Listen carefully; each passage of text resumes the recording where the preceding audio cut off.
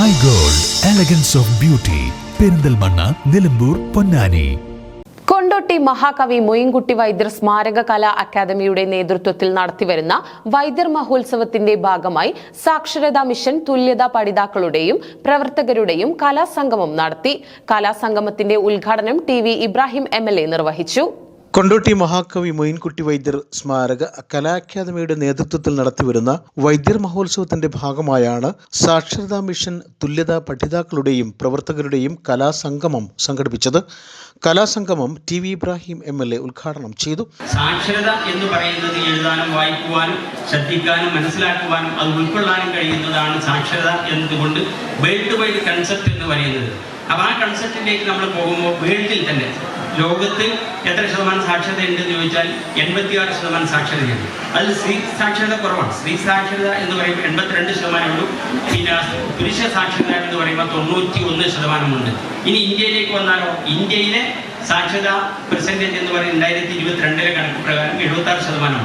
അത് സ്ത്രീകളാകുമ്പോൾ 65% വരും, പുരുഷന്മാരാകുമ്പോൾ 82% പോകും. അപ്പോൾ അതൊക്കെ ഈ അവസരങ്ങളുടെ നിഷേധമാണ്.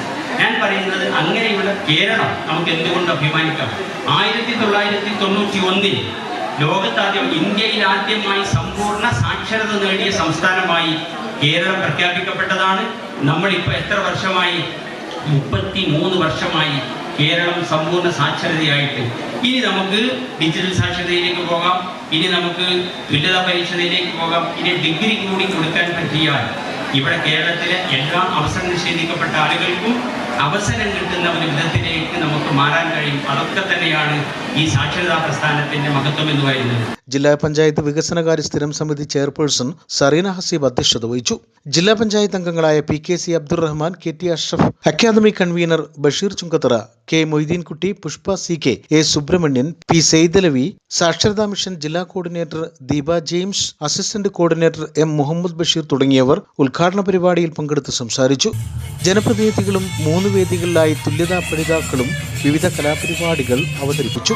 മുതിർന്ന പഠിതാക്കളുടെ ഒപ്പന, മാപ്പിളപ്പാട്ട്, തിരുവാതിര, നാടകം, കോൽക്കളി, കളരിപ്പയറ്റ്, സംഘഗാനം, ദേശഭക്തിഗാനം, ലളിതഗാനം തുടങ്ങി വിവിധ കലാപരിപാടികളാണ് അരങ്ങേറിയത്.